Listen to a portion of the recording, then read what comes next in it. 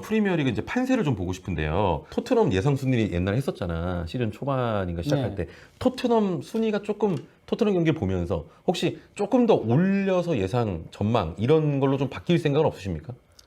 저는 뭐 올라갈 가능성 있다라고 지금으로서는 그러니까 제 예상보다도 훨씬 빠르게 팀이 사실 그러니까 저는 케인의 부재도 굉장히 클 거라고 생각을 했고 엄청났죠, 사실. 거기다가 이제 그 포스테코글루 감독이 아예 그 전술 스타일이 다르잖아요. 그가 이전 감독들과는 그러면은 이제 적응기도 필요하다라고 생각을 했거든요. 예, 그래서 이 정도까지 올라올 줄 몰랐는데 토트넘이 기대 이상으로 너무 빠르게 포스테코글루의 전술이 맞아. 바로 녹아들면서 진짜 맞아요, 그거는. 예, 그러면서 잘하는 것도 있고 플러스 첼시 맨유가 이렇게까지 못할 줄 몰랐습니다. 그 두 팀이 떨어지면서 사실 경쟁에서 아예 외가 되면서 토트넘이 지금 올라가 있는 것도 있고 경쟁이 조금 더 수월한 느낌도 있고 자, 여러분 저는 첼시 맨유는 무조건 지난 시즌보다는 그래도 근데 그런 예상 많았죠. 예, 뭐 지난 시즌만큼은 할 거라고 생각했어요. 네, 맨유는 왜냐면은 맨유가 지난 시즌에도 힘든 상황인 건 마찬가지였거든요. 그래도 페나발로 버텼었기 때문에 맞아. 근데 카세미로가 그렇게 훅 갈 줄 누가 알았어. 한 시즌 만에. 그러니까요. 한 시즌 만에 그렇게 역시 나이 많은 선수는 근데 그렇게 한 시즌 만에 그런다고요? 그러니까요. 몰랐죠. 진짜 솔직히 카제미로는 전혀 예상 못했어요. 네. 아니 그러니까 뭐 다른 선수들 뭐 안토니의 그런 뭐 사생활 이슈라든가 뭐 그린우드, 산초 뭐 그런 거는 그렇다 치는데 카세미로가 좀 충격이었습니다. 네네.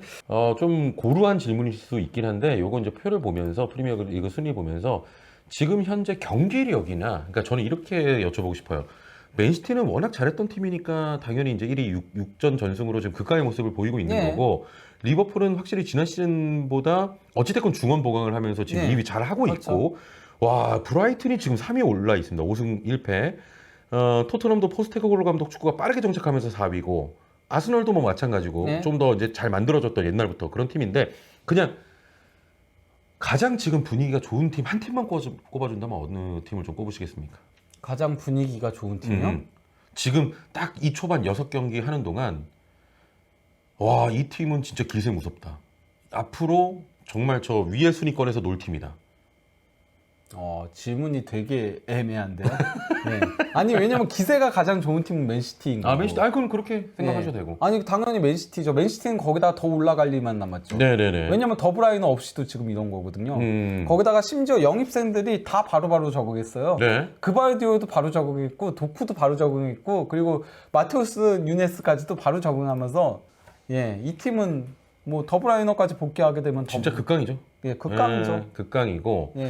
그리고 또 이제 브라이턴도 브라이턴은 확실히 진짜. 이게 그가 시스템이 잘 갖춰진 팀의 무서움인 거거든요.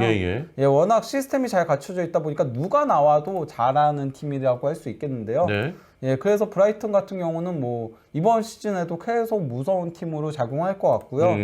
그리고 또 이제 뭐 빌라도 이미 지난 시즌 에메리 감독 부임하면서부터는 그렇죠. 에메리 감독 부임한 시점부터로는 순위가 3위였거든요. 에스턴 빌라가 그 정도 에스턴 빌라는 뭐 좋았던 팀이고 저는 웨스트햄은 진짜 팀을 잘 만들었다고 생각해요. 그러니까 모에스 축구로 돌아갔어요. 아예. 그리고 거기에 맞게 영입을 했어요. 영입을 정말 잘했거든요. 웨스트햄이 롱볼을 뿌려줄 수 있는 워드 프라우스. 그리고 또 이제 최전방에서 조금은 이제 안토니오가 이제는 하락세를 타고 있을 때 그걸 대체해줄 수 있는 쿠두스도 영입을 했고요.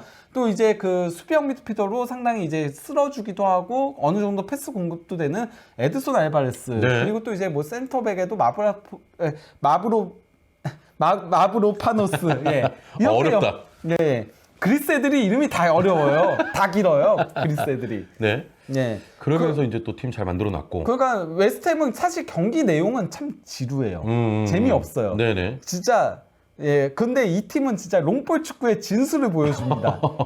그래요? 롱볼 정통 롱볼. 예전에 약간 좀 뭐랄까 킥앤러시의 잉글랜드 프리미어리그 축구를 향수를 느끼고 싶다면은 웨스트햄 경기를 봐라. 옛날 첼시가 좀 그러지 않았어요?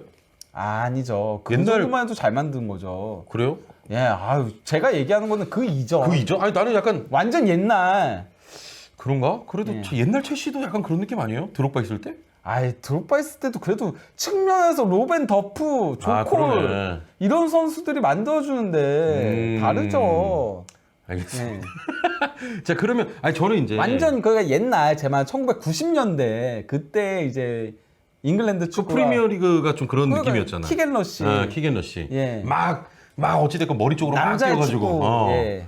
그 지금 뉴캐슬 같은 경우는 지금 8위 3승 3패인데 사실 뉴캐슬은 좀 대진이 안 좋았잖아요. 그렇죠. 초반에. 뉴캐슬은 워낙 올라갈 강팀들. 팀이죠. 예. 뉴캐슬이 가장 대진이 안 좋았죠. 네, 셰필드를 만나면서 어찌됐건 지금 대반전을 이뤄냈는데 네. 지금부터 저기는 또 치고 올라갈 일들이 남았으니까. 근데 저는 뉴캐슬은 그래도 조금은 고전은 할 거라고 생각을 해요. 네. 예, 뉴캐슬 같은 경우는 왜냐면은 챔피언스리그를 병행을 해야 되다 보니까 예, 거기서의 오는 그런 악재는 있다고 생각을 하죠. 그러니까 네. 뉴캐슬이 더 보강을 했어야 돼요. 그러니까 챔피언스리그에 대비해서 더블 스쿼드 조금 구축을 했어야 아, 되는데 맞아요. 예, 그거 하지 않은 게 뉴캐슬한테는 조금 아쉬운 부분이라고 할 수 있겠죠. 네. 자, 그래요. 일단 뭐 뉴캐슬 이야기까지 나눠봤고 그러면은 토트넘 좀 올라간다? 형이 좀 예측했던 것보다는 좀 올라갈 네, 거다. 제가 그러니까 예측을 아마 6위로 했나 6위로 했을 거예요. 네네. 예, 근데 그거보다는 올라갈 가능성이 있지 않을까? 형 예, 그런 그러면 생각이 들긴 해요. 물론 지금 프리미어리그가 당연히 제가 그 얘기를 했었거든요. 네. 그 어느 때보다도 상위권 경쟁이 치열하다. 사실 여기는 이제 빅 8이다라고 얘기를 했었는데 이거 웨스트햄까지 끼어들면서 빅 9 처음 보여요. 아니 물론 그나마 다행인 건 맨유하고 첼시가 떨어져 있으니까. 예, 떨어져 있는 게 다행이어서 예. 그렇지. 예, 거의 막 웨스트햄까지 끼어들면서 빅 9 막 이런 그러니까. 구도까지 가고 있거든요. 예. 예. 예. 아, 형 그러면 지금 뭐 맨유나 첼시 상황은 너무 많이 얘기했으니까 좀 큰 예. 틀에서 이렇게 얘기하면 어찌됐건 맨유는 매각 문제, 안토니, 그린우드, 또 산초가 이번에 항명 뭐 그런 소동 때문에 구단하고 선수들이 야 테나간한테 사과해라 뭐 이런 얘기도 나올 정도의 상황인 거고 안 좋고요. 몇 가지 조금 물어볼 게 있는데 일단 맨유의 상황이 어찌됐건 선수 문제로 촉발된 것도 있지만 이번 산초와의 이 사건은 테나 감독의 지도력을 조금 손가락질하는 분들도 있거든요. 그러니까 뭐 양쪽 다 징하다는 얘기들이 나오고 있죠. 양쪽 다 징하다 진짜. 예, 한치 그러니까- 양보도 없고 그지. 예, 테나 감독도 너무 그렇게 대놓고 꼽준 거는 문제가 있다라는 식의 그것도 맞아요. 얘기들이 그것도 있고, 맞아요. 예. 근데 어쨌건 간에 산초가 마치 항명처럼 보이게 그렇게 인스타그램에 올린 것도, 그것도 문제고, 그러니까 이제 그 산초한테, 아유, 테나가 그래서 사과하지 않으면 절대 받아들이지 않겠다. 이런 맞아요. 식의 얘기들이 나오니까 선수들이 산초한테 네가 그냥 사과해라. 맞아. 이렇게 얘기하고 있는데 사과 안 하고 있는 산초도 대단하고. 대단해. 테나우도 아카데미 가서 훈련해라. 1군에 밥도 못 먹으러 온대요. 그러니까. 아무것도 못 한대요. 식당 출입도 못 하게 예, 한다며. 그 아무 출입도 못 하게 했다라고 하거든요. 아, 진짜 징하다 징해 그러니까 진짜. 예, 둘 다 징하죠. 대단하죠. 그러면은 일단 둘 다 징하다. 자, 그리고 이제 첼시로 넘어와서 지금 포체티노 감독의 축구가 완전 정말 어디로 가는지 길을 헤매고 있고 뭐 첼시도 문제가 많아요. 사실 첼시가 가장 문제가 많죠. 그러니까 네. 맨유는 그래도 일단 베테랑들도 많고 해가지고 자존심은 있어요. 에반스. 뭐 에반스만이 아니고 네. 그러니까 맨유의 자존심을 볼 수 있었던 게 바로 이제 바이언전이었거든요. 바이언 원정이었는데 내용 부분은 완전히 밀렸어요. 진짜 후반전에 일방적으로 두들겨 맞았거든요. 그럼에도 꾸역꾸역 올라가가지고 어떻게든 우당탕탕하면서도 집중력 끝까지 발휘하면서 골 만들어도 되잖아. 카세미로가 두 골 넣었거든요. 그 비판을 듣는 최근 몸이 따라가지 못한다라고 하는 그래도 카세미로가 두 골 넣었고 또 이제 지난 경기도 에반스 선발로 나올 때 사람들 다 경악을 금치 못했거든요. 예. 이게 그냥 부상자가 너무 많아서 에반스가 나오는 상황이었어요. 근데 그 에반스가 부패의 골을 환상적인 그 롱패스로 도움을 줬습니다. 맞아요. 이런 것들이 이제 베테랑들의 자존심과 이제 그런 위기 관리 능력이라던가 뭐 이런 것들이 있는데 첼시가 더 심각한 게 어떤 거냐면요. 첼시는 그거야 토트넘이 초반 일정이 굉장히 쉬웠다 이 얘기가 나오잖아요. 토트넘이 그러니까 그 옵타에서 상대 팀들의 이제 난이도를 이걸 쭉 한 그래프가 있어요. 네. 거기서 첫 5경기에서 토트넘이 두 번째로 상대 팀이 쉬웠거든요. 근데 가장 쉬웠던 팀이 바로 첼시였어요. 예. 첼시는 상대 팀도 쉬웠는데 성적이 14위까지 내려갔던 거였어요. 아, 그러니까 초반에 만나는 팀이 오히려 쉬웠는데 거기서 승점 못 벌고 있다. 예. 그러니까 이거는 그러면 답이 없는 거예요. 그러네. 그러면 사실 토트넘도 이제부터 강팀들 만나는 거거든요. 그래서 아스널전이 아스널 리버풀이 이 경기가 고비가 될 그렇죠, 거라고 그렇죠. 얘기했는데 예. 일단 아스널 한 고비는 잘 넘긴 거잖아요. 그렇죠. 토트넘은. 근데 첼시는 이제부터 고비의 연속이에요. 지금도 완전 안 좋은데 그러니까요. 지금 이제 이건 뭐 실험대라고 하기도 그렇잖아. 완전 형이 지금 얘기하는 거 맨유와 지금 첼시 똑같은 위기를 얘기했지만 맨유는 그래도 베테랑들이 중요한 순간에 어느 정도는 있다. 예. 그러면 첼시는 그게 안 된다. 어린 선수들 위주. 그러면 형 그러면 진짜 냉정하게 맨유는 좀 올라올까? 맨유 지금 9위고 어찌됐건 지금 저 첼시가 14위 아닙니까? 맨유는 좀 올라갈까? 아, 맨유도 근데 지금 근데 위에 있는 팀들이 그렇게 약한 팀 쟁쟁해. 그러니까요. 이거 모르겠네. 쟁쟁해요. 예, 맨유도 지금 쉽지 않아요. 예, 거기다가 챔피언스리그를 병행을 해야 되기 그렇지. 때문에. 예. 챔스도 해야 되는구나. 그렇죠. 첼시는 그래서- 그러면 어때? 첼시는 더 답이 없죠.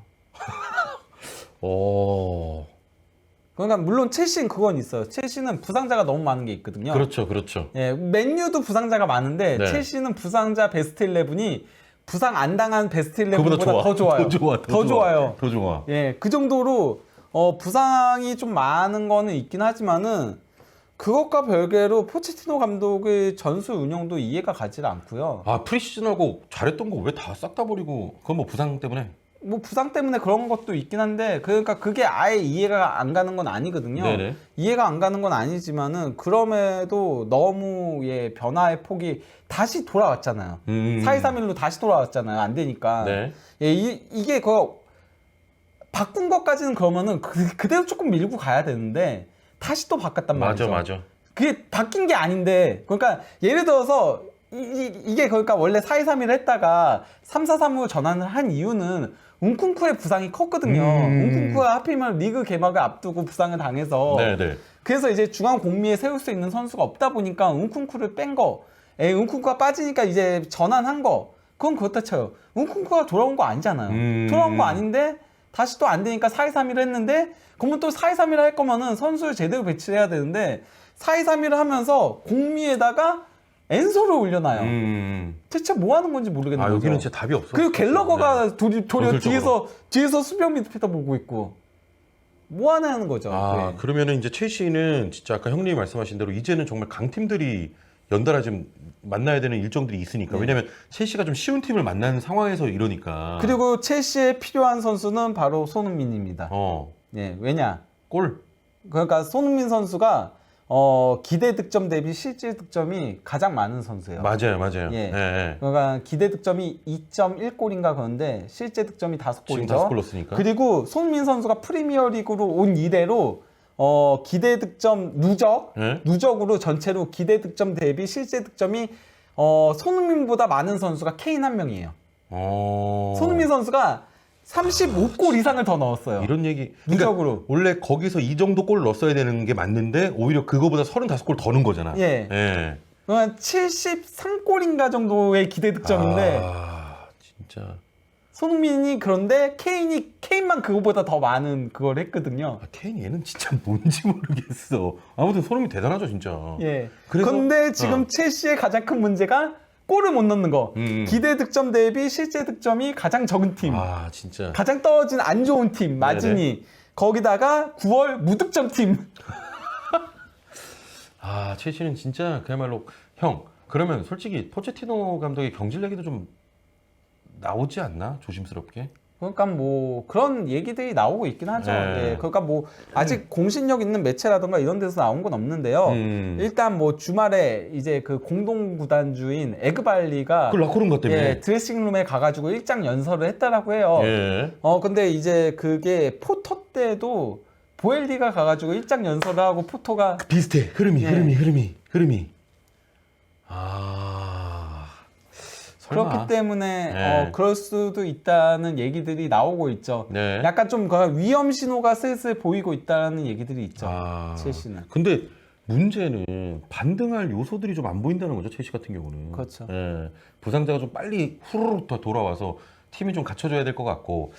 알겠습니다. 일단은 첼시는 그나마 이제 반등을 하려면은 은쿤쿠가 돌아와서 어떤 모습을 보이냐? 은쿵쿠가 빨리 와야 돼. 왜냐면은 첼시가 결국 지난 시즌부터 계속 이어져온 가장 큰 문제는 결국은 골. 예. 예. 사실 지금도 첼시가 점유율에서는 2위예요 프리미어리그. 그리고 예. 또 이제 뭐 슈팅 뭐 기대 득점 막 이런 것들은 상당히 높아요. 다 상위권이에요. 네. 근데 골을 넣지 못해서 스트라이커의 무덤인가 봐 진짜. 그러니까요. 예. 잭슨도 그렇게 프리시즌에 잘하더니만 아니 이번에 막 1대1 찬스 놓치고 막 그러더만. 계속 놓쳤어요. 지금 니콜라스 잭슨도 뭐야? 니콜라스 잭슨이 지금 기대 득점 대비 실제 득점이 가장 떨어지는 선수 중 한 명이에요. 아니 근데 프리시즌에 너무 잘했잖아. 그러니까요. 공간 막 뛰어 네. 들어가가지고 막 골 넣고. 근데 저는 그것도 있다라고 봐요. 뭐냐면요. 그 첼시가 후방에서 그러니까 전방으로 공급해주는 능력이 굉장히 떨어져요. 예, 이것도 사실은 은쿤쿠가 어느 정도 해줘야 되는 역할인 건데. 네. 그러니까 엔소가 뿌려주는 패스 이런 것들을 잘하잖아요. 네. 근데 이제 직접적으로 이제 공격수한테 전 패스를 공급해주는 그 능력도 상당히 떨어지거든요. 그러면은 제가 그 첼시 경기를 보면 잭슨이 너무 밑에서부터 올라가요. 볼을 끌고 올라갔는데 네네. 그래서 초반에 막 첼시 팬들이 오 잭슨 잘한다 막 이랬었거든요. 저렇게 볼을 끌고 올라가 막 이러는데 이게 좋은 게 아니에요. 공격수가 볼을 끌고 올라가는 거리가 길면은 결국 골문 결정력이 앞에서 떨어지지. 힘이 그렇죠. 빠지. 베르너가 맨날 먼 거리를 달려가다가 골문 앞에서 다리가 풀려가지고 역금을 아니면 그거 가능한 거 손흥민 그 벌리 70m 손흥민밖에 없어. 이게 아무튼 순간 속도와 지구력이 같이 병행하기가 쉽지 않거든요. 오랜 거리를 공을 몰고 가는 당연히 그 골문 앞에서의 결정력은 떨어질 수밖에 없죠. 그런 문제가 있는 거지, 예. 첼시는.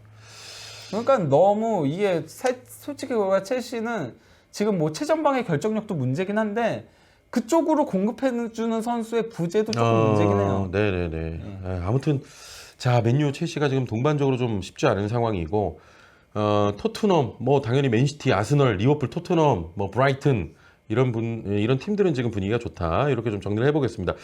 자 아무튼 이번 주말에 또 토트넘과 리버풀의 프리미어리그 또 경기가 있기 때문에 이 경기가 또 엄청 또 화제가 될 거고 경기 이후에 또 많은 정보들 전해드리도록 하겠습니다.